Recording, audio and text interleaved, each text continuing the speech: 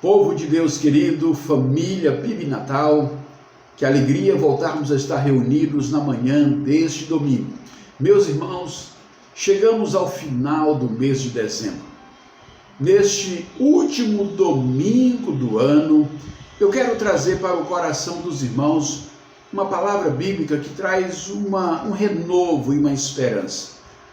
Há uma palavra no livro do profeta Jeremias, em que Deus faz uma promessa para o seu povo, quando do retorno daquele povo, depois de 70 anos de cativeiro na Babilônia. Depois de um período difícil, de um tempo de privações, de desafios, de lutas, de tribulações, Deus faz uma promessa para o seu povo, que está em Jeremias 29, de 11 a 14. E a promessa diz assim: eu é que sei que pensamentos tenho a respeito de vocês, diz o Senhor. São pensamentos de paz e não de mal, para dar-lhes um futuro e uma esperança. Então vocês me invocarão, se aproximarão de mim em oração, e eu os ouvirei. Vocês me buscarão e me acharão, quando me buscarem de todo o coração. Serei achado por vocês, diz o Senhor, e farei com que mude a sorte de vocês. Eu os congregarei de todas as nações e de todos os lugares para onde os dispersei, diz o Senhor, e trarei vocês de volta ao lugar de onde os mandei para o exílio. Depois de um tempo de dificuldade, de provações, em que o povo estava sendo aperfeiçoado no que diz respeito a um retorno, a uma relação pura com Deus, então o Senhor faz essa promessa para o seu povo, que aconteceria quando retornassem do exílio. Nós queremos, meus irmãos, trazer essa palavra no sentido de fazer um resgate da esperança, um resgate da fé e da certeza de que o amanhã está sob o controle do Senhor e Ele tem o melhor para nós. Eu sei que se nós olharmos à luz do ano 2020, talvez muitos de nós pensemos que o ano 2021 deve ser um ano mais difícil ainda. Temos razões do ponto de vista da lógica até para pensar que pode de fato acontecer isso. Mas eu quero que você entenda que Deus, o Senhor, está no controle das coisas, de modo que aquilo que aparentemente pode ser ruim, Ele reverte para o bem daqueles que o amam. Então que você possa renovar a sua esperança, repousar a sua fé e a sua confiança nesse Deus que está conosco todos os dias, até a consumação dos séculos. Nós teremos uma canção na sequência que está baseada em Romanos 8, 31 a 39. E este texto da Bíblia diz assim: que diremos então à vista destas coisas? Se Deus é por nós, quem será contra nós? Aquele que não poupou seu próprio filho, mas por todos nós o entregou, será que não nos dará graciosamente com ele todas as coisas? Quem tentará acusação contra os eleitos de Deus? É Deus quem os justifica. Quem os condenará? É Cristo Jesus quem morreu, ou melhor, quem ressuscitou, o qual está à direita de Deus e também intercede por nós. Quem nos separará do amor de Cristo? Será a tribulação, ou a angústia, ou a perseguição, ou a fome, ou a nudez, ou o perigo, ou a espada? Como está escrito: por amor de ti somos entregues à morte continuamente. Somos considerados como ovelhas para o matador. Em todas estas coisas, porém, somos mais que vencedores, por meio daquele que nos amou, porque estou bem certo de que nem a morte, nem a vida, nem os anjos, nem os principados, nem as coisas do presente, nem do porvir, nem os poderes, nem a altura, nem a profundidade, nem qualquer outra criatura poderá nos separar do amor de Deus que está em Cristo Jesus, nosso Senhor. Romanos 8, 31, 39 nos traz também esse renovo da esperança e da certeza de que o Senhor está no comando. Portanto, nada poderá nos separar deste Deus. Louve ao Senhor, adore ao Senhor, cante com a certeza de que Ele de fato está conosco e nada pode nos separar do seu amor. Louve ao Senhor conosco nesse instante.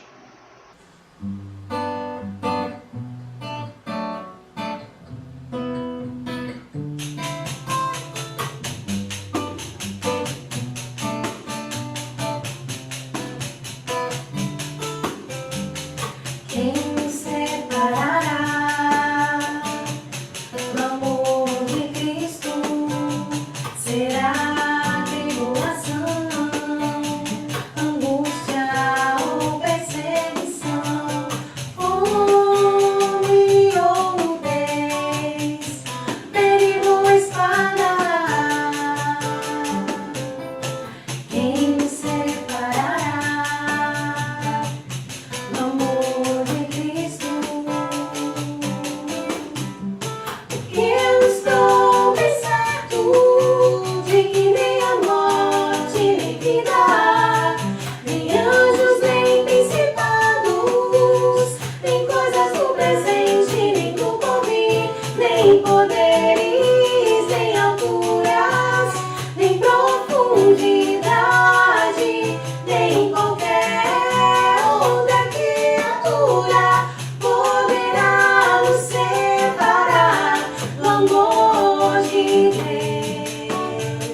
Está em Jesus Cristo, nosso Senhor. Está em Jesus Cristo. Nada, nada poderá nos separar. Nada, nada poderá nos separar do amor de Deus. Está em Jesus Cristo, nosso Senhor. Está em Jesus Cristo, nosso Senhor.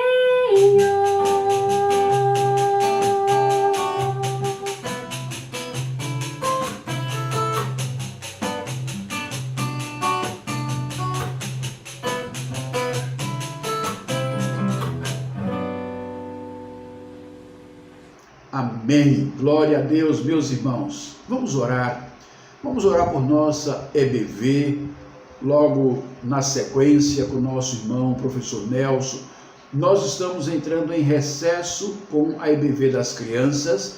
Elas estarão de volta no dia 17 de janeiro, com a EBV infantil e também com a inauguração oficial da quadra, construída ali para aquele momento de lazer das crianças, que vai atender a outros grupos também, mas as crianças estarão oficialmente inaugurando no dia 17 de janeiro, quando retomamos também a nossa EBV com as crianças. Então eu quero orar, dedicando ao Senhor esse tempo de estudo da palavra, que você, meu irmão, seja abençoado na manhã deste domingo. Esteja interagindo com o nosso estudo bíblico, participando juntamente com o nosso professor Nelson. Oremos.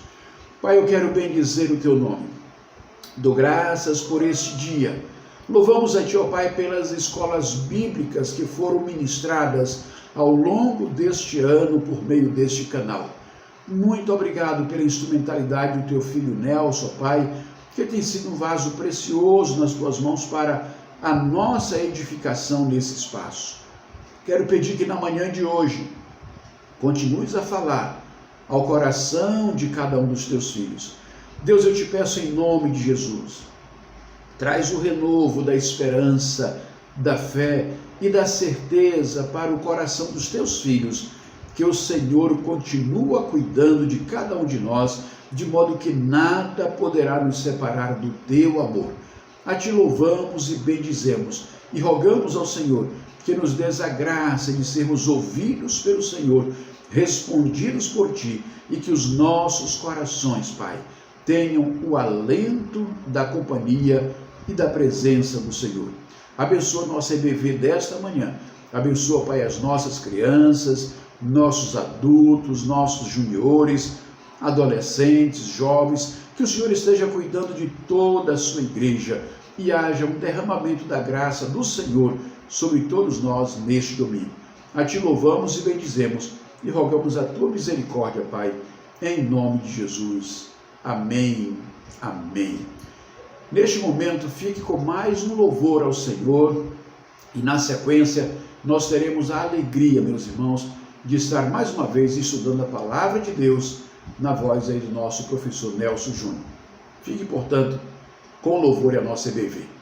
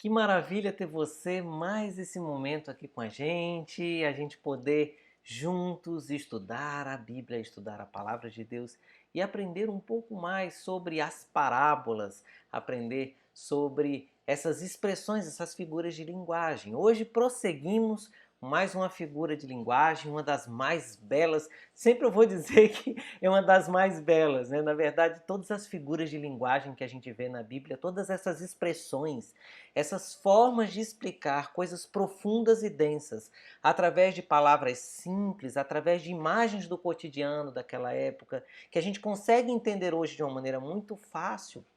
Esse é um método, esse é um jeito de ensinar da Bíblia, essa didática da Bíblia, ela é muito interessante, ela é muito bela em todos esses aspectos.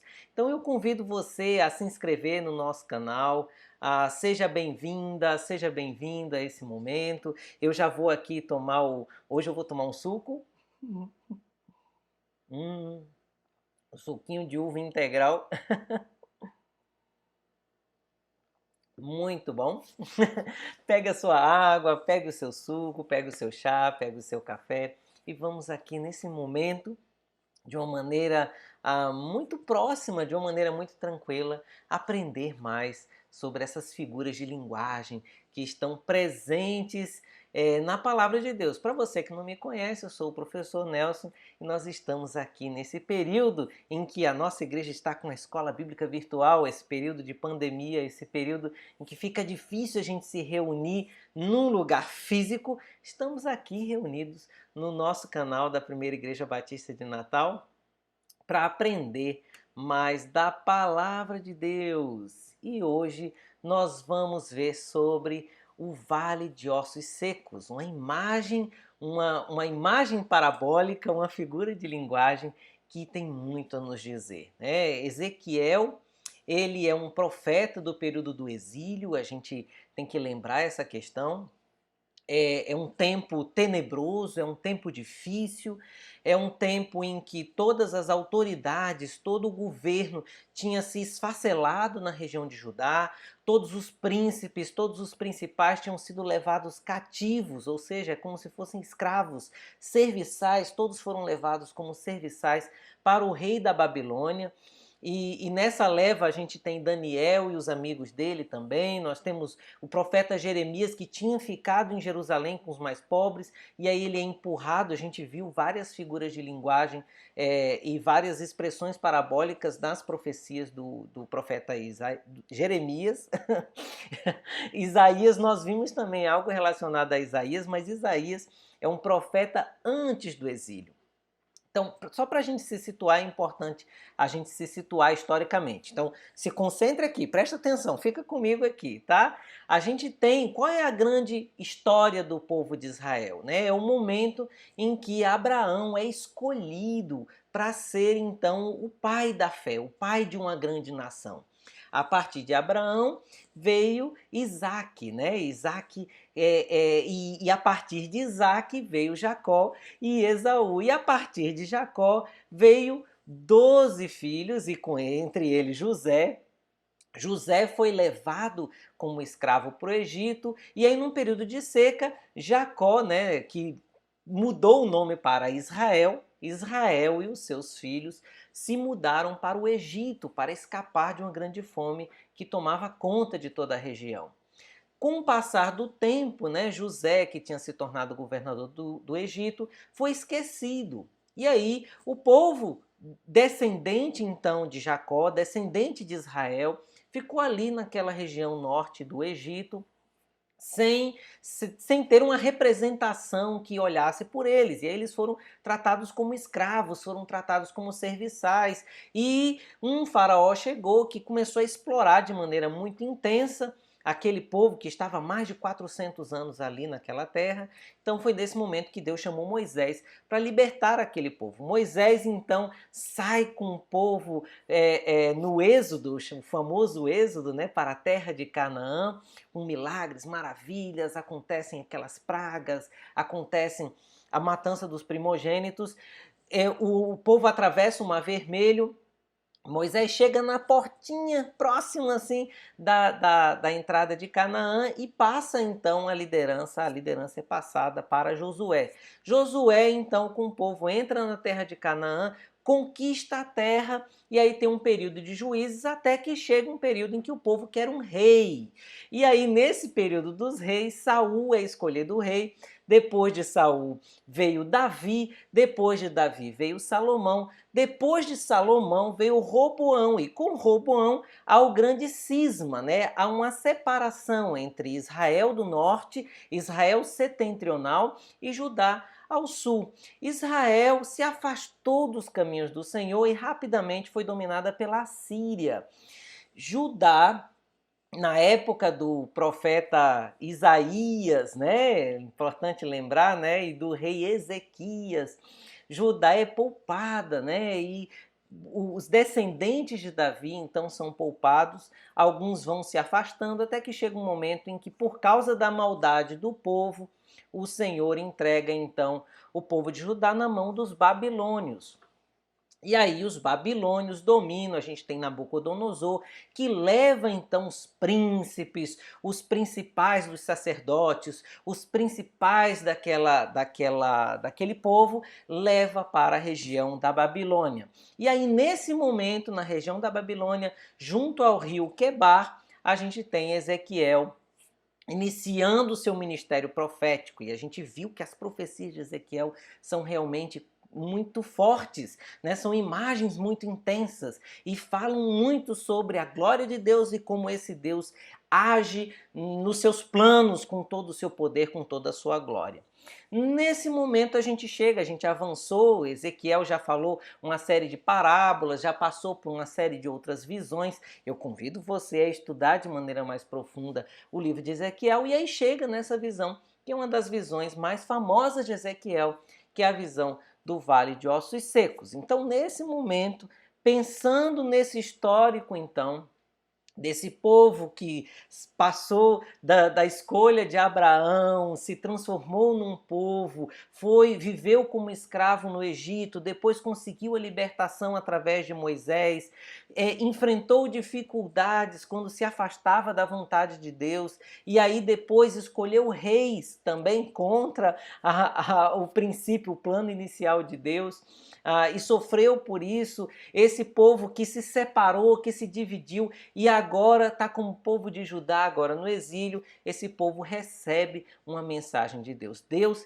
não esqueceu do seu povo. Mas esse povo está muito triste, esse povo está muito arrasado, esse povo não tem perspectiva de futuro, a sua terra foi arrasada. Imagina a gente ser obrigado a sair da nossa terra, abandonar as nossas casas, perder todos nós os nossos empregos, viver numa situação econômica totalmente de insegurança, sermos todos transformados em escravos, em terra estrangeira. Imagina a gente estar nessa situação fragilizada e aí de repente a gente pensa que não há ninguém olhando pela gente, mas esse Deus se direciona e fala através do sacerdote Ezequiel. E aí esse texto chega a nós e eu convido você a se concentrar mais uma vez. Largue tudo que você está fazendo, dá uma parada, pelo menos no momento de leitura da Bíblia, entenda que esse texto é um texto sagrado, ele é a palavra de Deus, ele se faz palavra de Deus através da voz do Espírito de Deus. Então, no momento em que a gente vai lendo, o Espírito de Deus vai falando ao seu coração. Você consegue imaginar isso? Que Deus vai falando aos nossos ouvidos de uma maneira que a gente consegue entender através da ação do seu Espírito. Então, pare tudo que você está fazendo, se concentre. Se você tem uma Bíblia em casa, pegue a sua Bíblia. Se você não tem, se concentre aqui sobre a tela e preste atenção naquilo que nós vamos ler. O nosso texto está em Ezequiel, capítulo 37, versos de 1 a 14. Ezequiel, capítulo 37, versos de 1 a 14. Você pode acompanhar comigo aqui. Veio sobre mim a mão do Senhor, e ele me levou pelo Espírito do Senhor, e me deixou no meio de um vale que estava cheio de ossos. Ele me fez andar ao redor deles, e eu pude ver que eram muito numerosos na superfície do vale e estavam sequíssimos. Então me perguntou: Filho do homem, será que estes ossos podem reviver? Respondi: Senhor Deus, tu o sabes. Então ele me disse: Profetize para que estes ossos e diga-lhes: Profetize para estes ossos e diga-lhes: Ossos secos, ouçam a palavra do Senhor. Assim diz o Senhor Deus a esses ossos: Eis que farei entrar em vocês o espírito e vocês viverão. Porei tendões sobre vocês, farei crescer carne sobre vocês e os cobrirei de pele. Porei em vocês o espírito e vocês viverão. Então vocês saberão que eu sou o Senhor. Então profetizei como me havia sido ordenado. Enquanto eu profetizava, houve um ruído, um barulho de ossos que batiam contra ossos e se ajuntavam, cada osso ao seu osso. Olhei, e eis que apareceram tendões sobre os ossos, cresceram as carnes, e eles se cobriram de pele, mas não havia neles o espírito. Então ele me disse: Profetize ao espírito, profetize, filho do homem, e diga ao espírito: Assim diz o Senhor Deus: Venha dos quatro ventos, ó espírito, e sopre sobre estes mortos para que vivam. Profetizei como ele me havia ordenado. O Espírito entrou neles. Eles viveram e se puseram em pé. Formavam um exército, um enorme exército. Então ele me disse: Filho do homem, esses ossos são toda a casa de Israel. Eis que dizem: Os nossos ossos estão secos, perdemos a nossa esperança, fomos exterminados. Portanto, profetize e diga-lhes: Assim diz o Senhor Deus: Eis que abrirei as sepulturas de vocês e os farei sair delas, ó povo meu, e os levarei de volta à terra de Israel. Vocês saberão que eu sou o Senhor, quando eu abrir as sepulturas de vocês e os fizer sair delas, ó povo meu. Porei em vocês o meu espírito, e vocês viverão. Eu os estabelecerei na sua própria terra, e vocês saberão que eu sou o Senhor. Eu falei e eu o cumprirei. Que palavra forte, que palavra. A primeira imagem que a gente tem desse texto é uma imagem terrível. Nós somos levados por essa narrativa para um vale de ossos secos, mas não são ossos comuns, são ossos humanos. O texto original fala exatamente, não é osso qualquer não, são ossos humanos. A gente está lá no meio de ossos humanos, no meio de sepulturas abertas. É um grande vale, então um lugar entre montanhas, e esse lugar está cheio de ossos. Que imagem terrível, que imagem assombrosa, que imagem complicada. E o texto é claro, porque o texto já começa dizendo que os ossos estão sequíssimos, eles estão completamente secos, não há nenhuma carne sobre eles, não há nenhum resquício de vida, é exatamente um grande cemitério em que todas aquelas ossadas estão espalhadas. Mas que imagem assombrosa, que coisa terrível!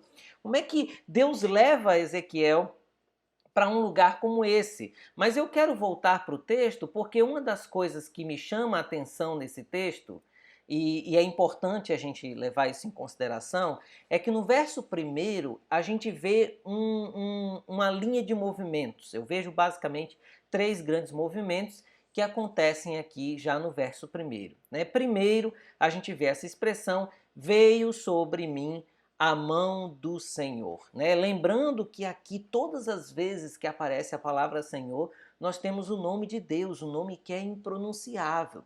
Alguns teólogos, né, alguns historiadores da linguagem, eles definiram que... Porque o que é que aconteceu? Na verdade, é um nome considerado tão sagrado que as vogais elas não eram marcadas. Então, imaginaram, alguns estudiosos, alguns escribas definiram que as vogais da palavra Adonai poderiam então ser inseridas nessa palavra, né? Então essa palavra seria uma palavra relacionada ou a Javé, Yavé, ou Yehová, né? Jeová. Esse é o nome de Deus, um nome tão sagrado que a gente precisa pedir perdão só de pensar nesse nome, né? O respeito que se tinha. Os antigos escribas, quando escreviam esse nome, quando escreviam o tetragrama, eles usavam a caneta e aquela caneta não poderia escrever mais nada, não poderia ser utilizada para mais nada, porque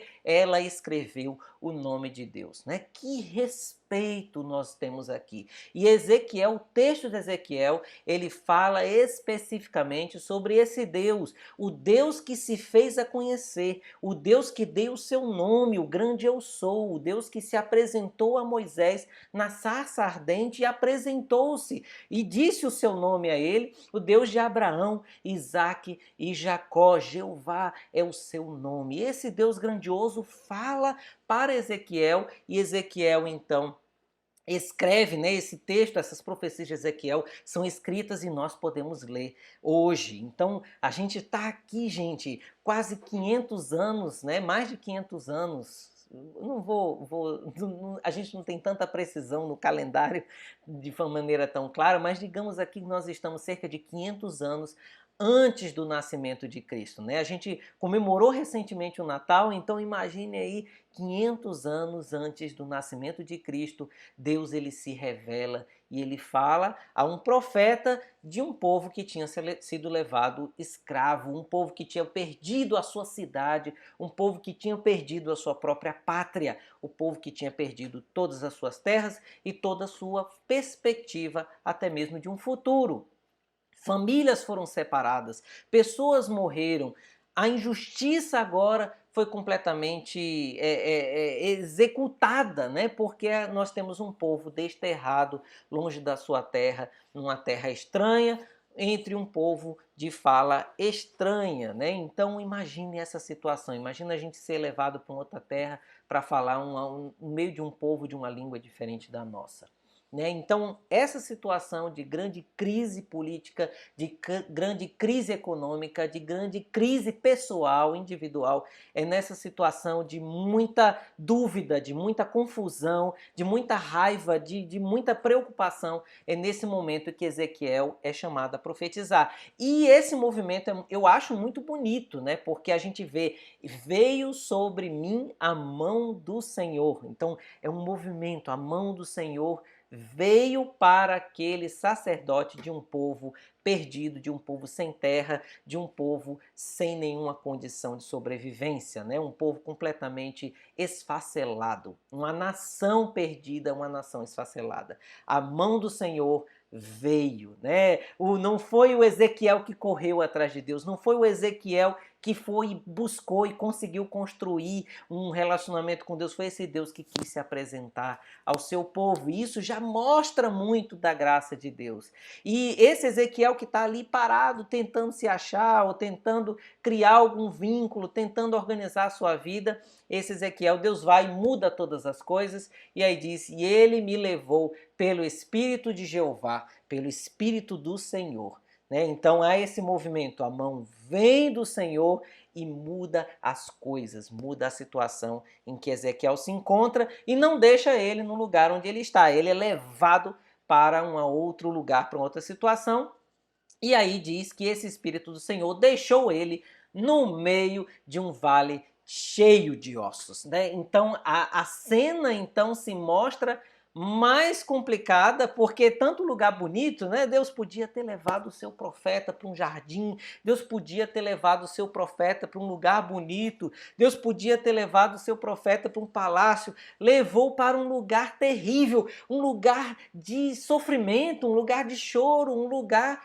de abandono. Quantas vezes a gente não entende por que Deus permite que determinadas situações aconteçam dentro da nossa vida, dentro da nossa casa, porque a gente é levado a determinadas situações, porque nós somos muitas vezes obrigados a ver, a presenciar e a vivenciar determinadas cenas. Essa é uma grande marca de nós cristãos. Nós entendemos que o Senhor tem o controle de todas as coisas e todas as coisas em nossa vida têm uma causa. Todas as coisas em nossa vida têm uma causa, ainda que nós não possamos compreender. Pois bem, mas algo acontece. Os ossos, eles não ficam só secos. De repente, Deus vira e fala: olha, Ezequiel, profetiza para que os tendões apareçam nesses ossos, para que a carne apareça nesses ossos e para que o espírito então entre nesses ossos. E Ezequiel assim faz e assim acontece. E aí, de repente, de um vale de ossos, nós temos então carne se juntando. Imaginem a cena, né? Os tendões se unindo. A gente tem basicamente uma aula de anatomia aí na Bíblia, que os ossos são ligados pelos tendões, pelas cartilagens, e aí você tem a carne, os músculos, os órgãos, e aí de repente a pele é colocada sobre essa carne, sobre esses órgãos, e aí nós temos que vai aparecer no texto original como Rail. Rail. Essa é uma coisa assim fenomenal, né? Rail significa algo como se fosse uma força humana. Mas não é uma força de uma pessoa só, é uma força de uma multidão, é uma força de um destacamento, né? Como se fosse um exército, mas não é um exército como se fosse um exército com várias patentes diferentes, com vários agrupamentos. É um único agrupamento, mas esse agrupamento ele é grande, mas ele não é só grande, ele é grande mesmo. A expressão que aparece, né? Rail, que é esse destacamento, esse agrupamento, que pode ser um agrupamento militar, também é relacionado à força, como se fosse um conjunto de energia, um conjunto de força levantada em determinada situação. Esse destacamento, Rail, esse agrupamento, ele é grande, né? O termo aparece Gadol, mas não é só Gadol que significa grande, não é um grande destacamento, não é um grande regimento militar ou um grande ajuntamento, mas ele é mesmo, né? Ele tem uma expressão que é repetida mais de uma vez, duas vezes, para exatamente enfatizar que é um grande destacamento mesmo. É um ajuntamento grande de verdade. Então essa expressão, ela se torna algo mágico, né? Então, de repente, de uma cena cruenta, de uma cena assombrosa, de um filme de terror, nós temos algo mágico que acontece, algo sobrenatural, e esse sobrenatural se mostra como uma força poderosa. O termo utilizado pelos judeus para traduzir isso para o grego, 300 anos antes de Cristo, foi sinagogue, que vai gerar a palavra depois sinagoga, né? Exatamente aquele agrupamento, aquela junção de pessoas. E sabe o que é mais mágico nisso? É porque sinagoga vai ser utilizado no Novo Testamento. A sinagoga das pessoas que acreditam em Jesus é chamada de eclesia, que vai gerar a palavra em latim iglesia, que gerará a palavra igreja. Então a igreja surge então a partir desse, se a gente pensar numa perspectiva de uma variação de uso da língua para o surgimento de uma linguagem do cristianismo, né? Então a gente tem exatamente esse ajuntamento poderoso de pessoas e que tem uma ligação para a formação da palavra igreja. O que a gente pensa sobre isso, né? Se eu for pensar numa aplicação de uma maneira mais prática, né? Nós temos então o horror dos ossos, o horror de uma vida totalmente seca, da ausência de vida, o horror simplesmente que tem um significado muito claro, e é importante a gente salientar nesse significado que deixa aqui, porque no verso 11, Ezequiel capítulo 37, verso 11, né, se no 10 a gente tem formava um exército, um enorme exército, no verso 11 a gente tem a explicação dessa figura de linguagem, né? Por que ossos secos? Por que então esse tipo de ação profética que vai trazer vida a um vale de ossos secos? E aí o próprio Deus vira e fala e explica isso para Ezequiel e diz assim no verso 11: Filho do homem, esses ossos são toda a casa. No caso, o filho do homem é Ben Adam. Ben Adam, como se fosse o filho de Adão, né? O filho descendente de Adão, ó criança de Adão, ó descendente de Adão. Esses ossos são toda a casa de Israel, é todo o meu povo. Eis que dizem: os nossos ossos estão secos, perdemos a nossa esperança, fomos exterminados. Você já passou por uma situação semelhante? Em que você perdeu completamente as esperanças? Você já passou por alguma situação assim? Em que você não tinha mais nenhuma esperança, você não acreditava que você ia conseguir ter algum futuro? Acho que a pior coisa que pode acontecer a alguém é exatamente perder a esperança. Muitas vezes, né, a esperança ela causa muita dor. A gente, como uma forma de não sofrer tanto, a gente para de sentir esperança para que a gente não fique tão angustiado. Às vezes é a esperança de que a sua relação familiar se conserte, às vezes é a esperança de que o seu filho ou a sua filha, ou seu pai, a sua mãe, ou o seu irmão, ou algum parente, entendam e compreendam a fé da mesma maneira que você compreende. Às vezes é a esperança de você conseguir constituir uma vida, às vezes é a esperança de você conseguir viver numa nação melhor, às vezes é a esperança de você conseguir construir uma estabilidade financeira, ou de ter sua própria casa, ou de ter o seu carro. Às vezes as nossas esperanças são materiais, né? A gente espera construir determinada segurança, né, para a vida no dia a dia, para a gente poder comer, para poder pagar as contas, deixar os boletos em dia, tirar o nome do SPC. Às vezes a nossa esperança é material, fazer com que aquele negócio dê certo. Às vezes as nossas esperanças são afetivas e a gente às vezes perde essas esperanças. A gente não acredita que realmente alguém vai mudar, ou que aquela dor que você sente com relação àquela outra pessoa de maneira afetiva, essa dor passe. Às vezes você perdeu a esperança de mudar, você tem um vício, alguma coisa, algum hábito nocivo para você mesmo que você queria mudar na sua vida e você não consegue mudar, você não consegue se controlar. Mas essa falta de esperança, ela tem um limite. Chega um momento em que realmente é figurado, né? Porque mesmo com todas as carnes, mesmo com toda a pele, com todos os órgãos no lugar, a sensação é que os seus ossos eles estão secando. A sensação é que os seus ossos, a sua vida está se desintegrando, né? Os ossos doem, o coração dói, né? Existem alguns relatos, né, de pessoas que se decepcionaram tanto com as pessoas, se decepcionaram tanto, houve uma traição tão terrível que essas pessoas tiveram o coração quebrado e morreram amarguradas e morreram rapidamente, exatamente como um reflexo, né, no próprio corpo, uma somatização, né? Soma em grego significa corpo, daí vem somatização, exatamente uma corporificação de um estado de desesperança, um estado de sofrimento mental intenso. E algumas pessoas acabam vindo a falecer ou desistindo da própria vida porque perderam completamente a esperança. Agora você consegue se imaginar no lugar desse povo? Nós estamos numa situação em que a nossa esperança é colocada no limite.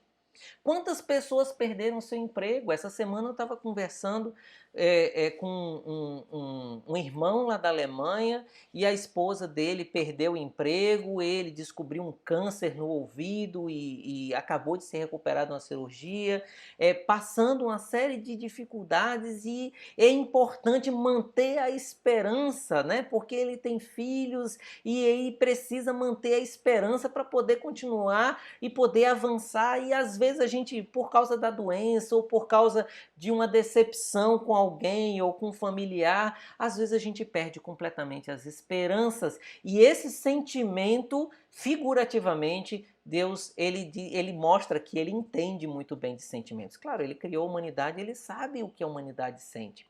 esses sentimentos exatamente dos ossos secos. Os ossos secos representam um estado de alma, um estado de espírito, não apenas um estado físico, mas um estado espiritual também. Tanto é que o profeta é chamado a profetizar para que o espírito entre no meio daquela carne, né? Às vezes a pessoa está até cheia de carne, está ali inteira, o corpo está com saúde, vai ao médico, o check-up está em dia, mas o coração está amargurado.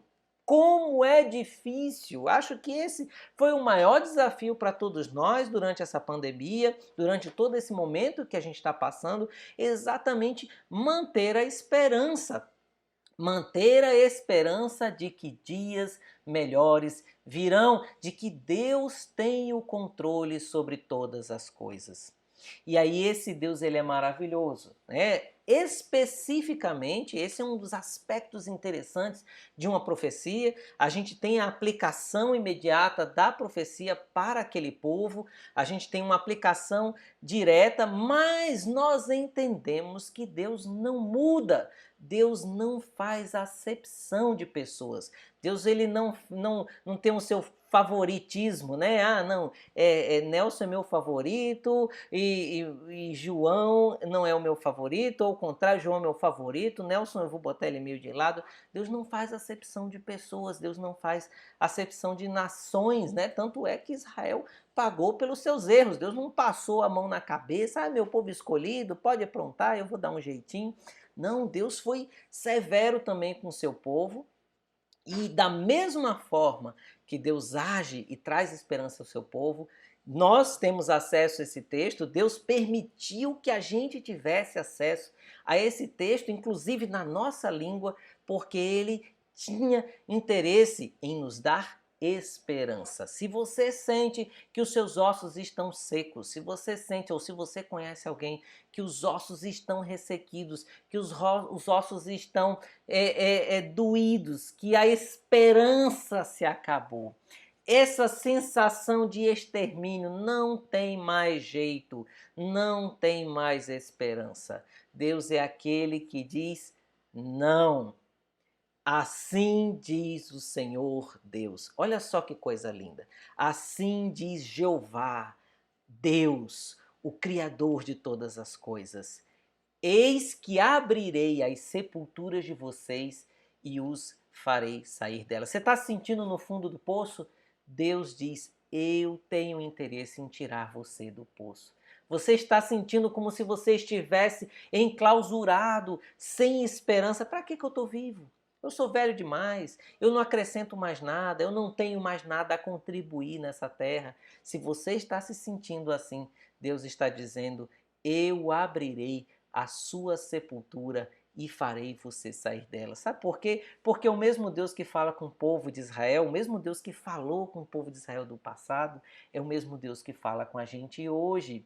E ele diz assim, ó povo meu, e eu os levarei de volta à terra de Israel.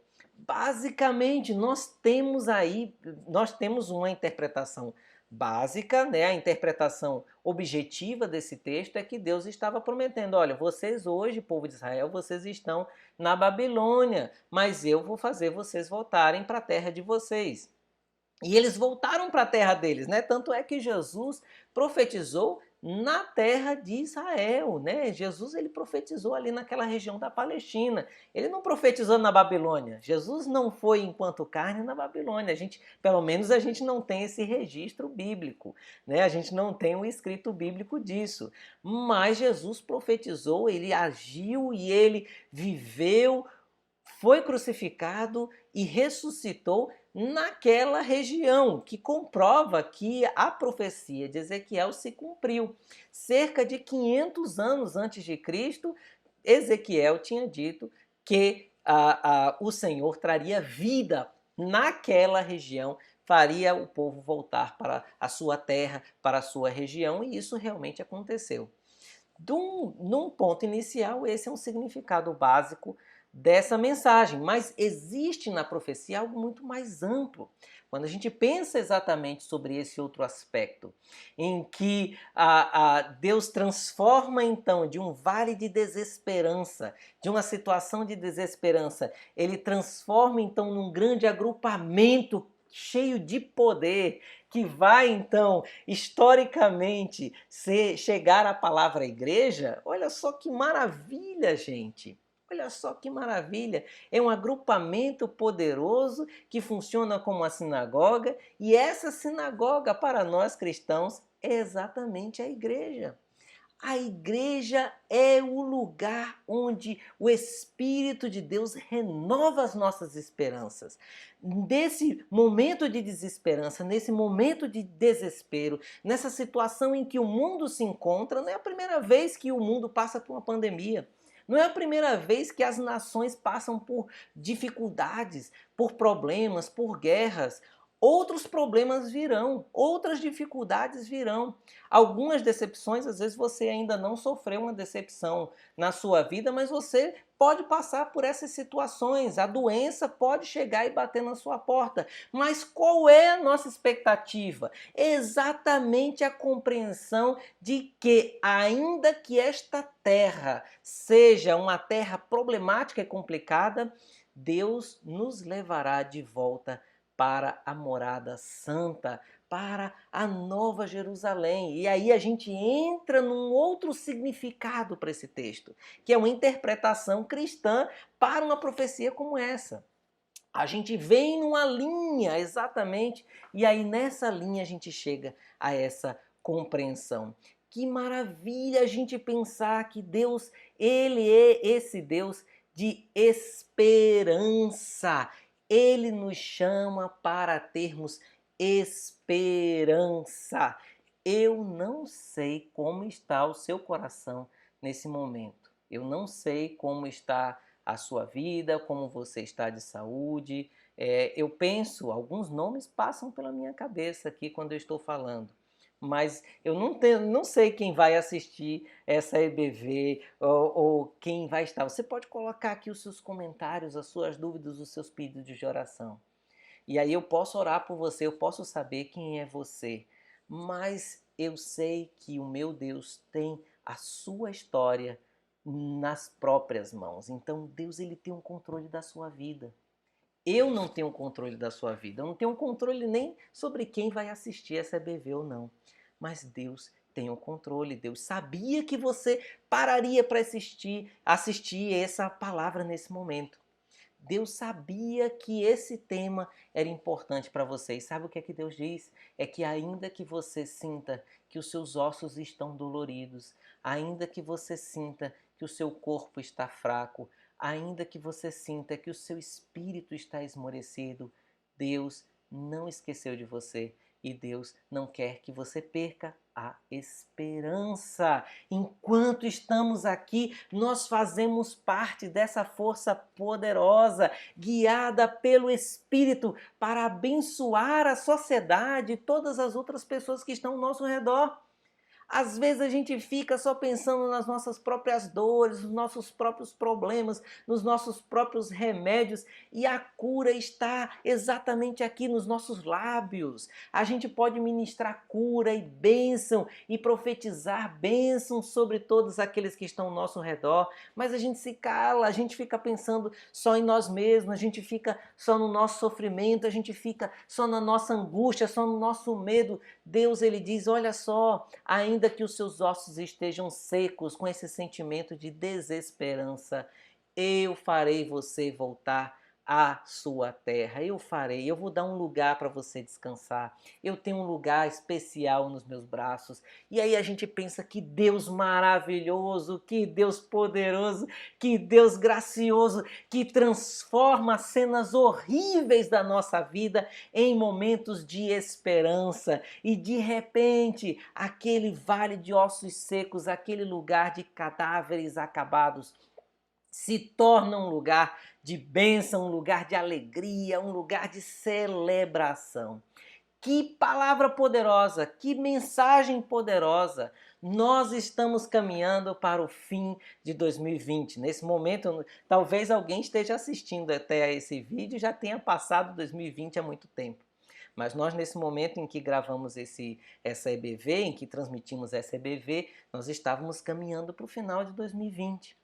Um ano tão complicado, um ano tão difícil, mas em meio a esse vale de ossos secos, em meio a essa pilha de morte, a essa pilha de sofrimento, Deus diz: eu tenho o controle nas minhas mãos, eu hei de abrir a sepultura, eu hei de trazer esperança, porque eu sou um Deus de vida, eu sou um Deus de coragem, eu sou um Deus de energia, eu sou um Deus de poder. O nosso Deus é um Deus poderoso e nós devemos viver como quem tem desse poder.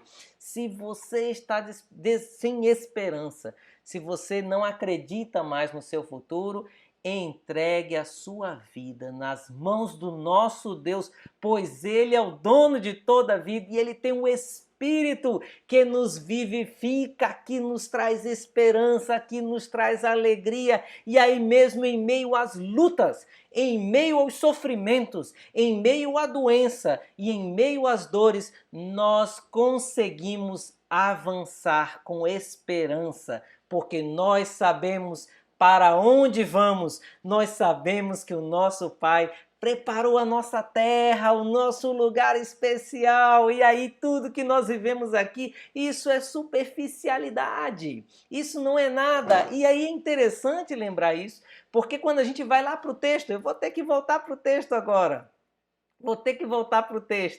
porque exatamente o termo que diz assim, né, é interessante dizer isso. No verso 2 diz assim: ele me fez andar ao redor deles e eu pude ver que eram muito numerosos na superfície do vale. Isso é só a superfície. O sofrimento, a perda da esperança é apenas a superfície. A profundidade, no fundo do vale você tem a vida, você tem o amor de Deus. O mesmo termo utilizado para falar da superfície do vale é o mesmo termo que diz que o Espírito de Deus pairava sobre a face das águas. Então, no Gênesis, quando tem no princípio criou Deus os céus e a terra era sem forma e vazia, mas o Espírito de Deus pairava sobre a superfície, sobre a face das águas. A mesma expressão de superfície, a face das águas, sobre a face das águas, a gente tem aqui sobre a face do vale, sobre a superfície do vale. O Espírito de Deus, ele age. Onde há caos, onde há sofrimento, onde há desesperança, onde há tristeza, aí há o Espírito de Deus. E onde o Espírito de Deus vai, aí há vida, aí há fôlego de vida, aí há propósito. Nós não podemos perder a compreensão de que Deus tem o controle de todas as coisas e Ele tem um propósito para a nossa vida. Você não sabe qual o propósito de Deus para a sua vida? Ore, entregue-se a esse Deus, mas não perca a esperança. Nós não podemos perder a esperança. O nosso Deus, ele é um Deus maravilhoso. A gente não pode ficar preso apenas a essas coisas temporais, essas coisas da terra. O que nos diferencia de outras religiões, ou o que nos diferencia das pessoas que não acreditam em Deus, é exatamente essa perspectiva de céu, essa perspectiva de que há um Deus que tem o controle de todas as coisas em suas mãos e que, ainda que nós estejamos no meio de um vale de ossos secos, no meio de um mar de desesperança, num mar de tristeza, Deus, ele é aquele que diz assim: profetiza e haverá vida ao seu redor. Que a gente prossiga nessa caminhada, que a gente prossiga nesse pensamento, que a gente consiga avançar não apenas no ponto de vista espiritual, mas como um todo na nossa vida. Deus, ele te chama para uma missão específica e Deus, ele te chama para que você tenha esperança independente da situação em que você se encontra. Deus, ele é o único. Eu não tenho como dar as respostas para você. Eu não tenho como entregar um mapa ou dizer, ah, Nelson, tá bem, ok, você tem que me dar esperança. Você está querendo, está dizendo aí frase de autoajuda, você está dizendo um monte de coisa bonita, que legal, ok. Mas como é que eu vou fazer isso? E aí eu vou dizer para você, eu não tenho essa resposta. Quem tem essa resposta é o Espírito de Deus. Você precisa estabelecer um relacionamento com Deus, você precisa ler a Bíblia. Leia esse texto novamente durante a semana, Ezequiel capítulo 37, de 1 a 14. Ore perguntando para Deus o que Deus quer falar a você. Ore pedindo a Deus as explicações e as respostas que você precisa. É para isso. O meu papel aqui é apenas explicar os fundamentos de um texto bíblico, né? Dar uma aula, é uma aula de escola bíblica. Mas um relacionamento com Deus, só você pode construir com esse Deus durante a semana. E esse Deus, ele vai em sua direção. Ele quer se relacionar com você. E ele diz para você, nesse momento, tenha esperança, porque Ele, Jeová, o Deus Criador de todas as coisas, Adonai, Elohim, Javé, é Ele. Ele quer ter um relacionamento íntimo com você, Ele quer se aproximar de você e Ele quer dar as respostas que o seu coração tanto precisa. Não perca a esperança. Não perca a esperança. Mantenha-se firme e que Deus te abençoe e te dê uma semana abençoada. Amém. Amém, meus irmãos. Eu quero louvar a Deus por esse tempo especial de estudo da palavra e quero dedicar também momento de ofertório, de dízimos e ofertas que você terá a oportunidade de consagrar na sequência.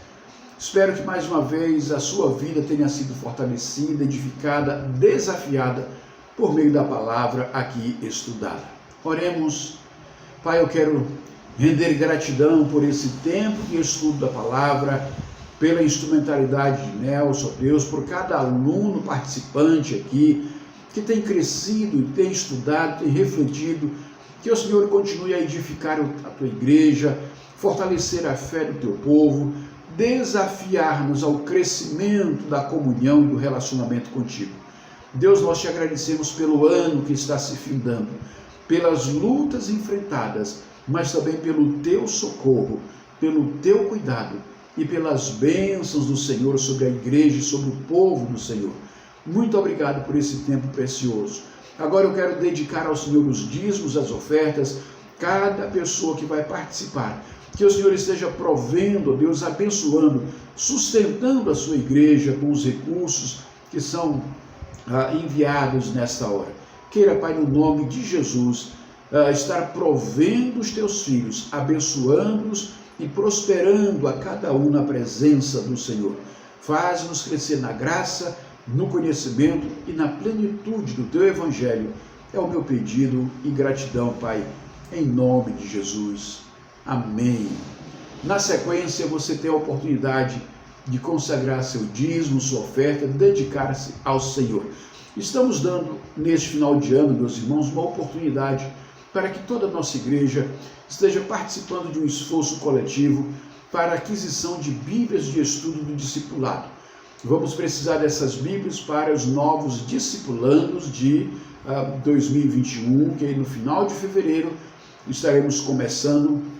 E vamos precisar de cerca de 90 Bíblias dessas. Então, se você pode abençoar ofertando para essa causa, a sua oferta será muito bem-vinda e será bem aplicada no investimento de compra de Bíblias do estudo do discipulado, tá bom? Então, participe desse momento, faça-o com alegria em nome de Jesus.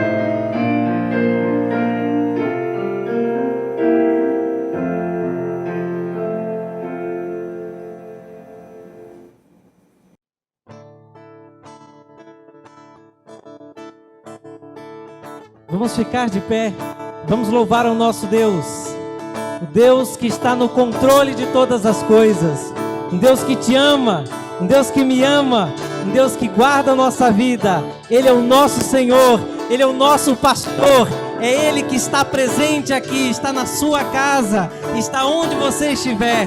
Esse é o nosso Deus. Louvemos a Ele com alegria.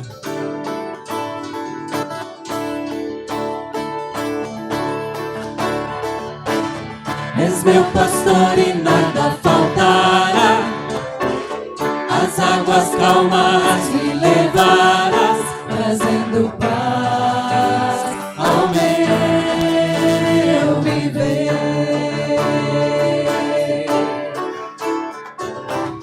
E pela mão vais me guiar, quando no vale eu passar, e eu não temerei,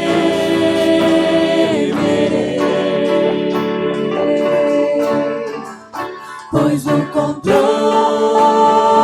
tu estás, no controle tu estás, no controle tu estás, no controle tu estás. És meu pastor, És meu pastor e nada faltará, as águas calmas me levarás, trazendo paz ao meu viver. declara o Senhor, é Ele que te guia pela mão. E pela mão vais me guiar, quando no vale eu passar, e eu não temerei,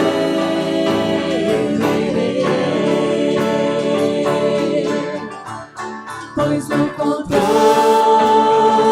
tu estás, no controle tu estás, no controle tu estás, no controle tu estás.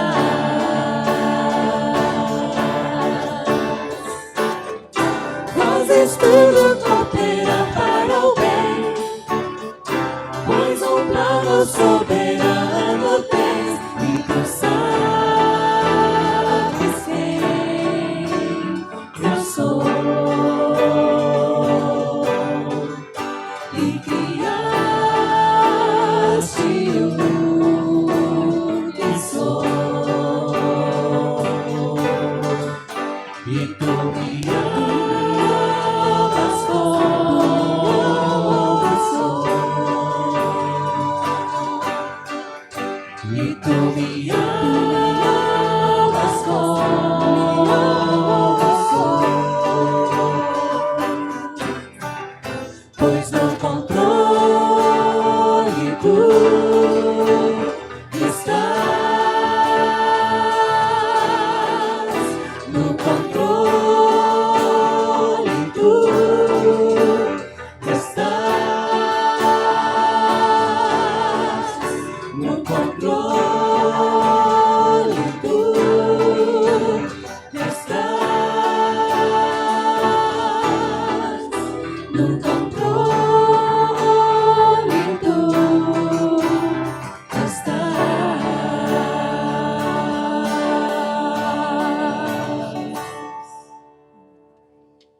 Louvado seja Deus, obrigado a você, meu irmão, minha irmã, que tem participado e tem sido fiel na entrega do seu dízimo, da sua contribuição. Que o Senhor continue a prover cada uma das suas necessidades.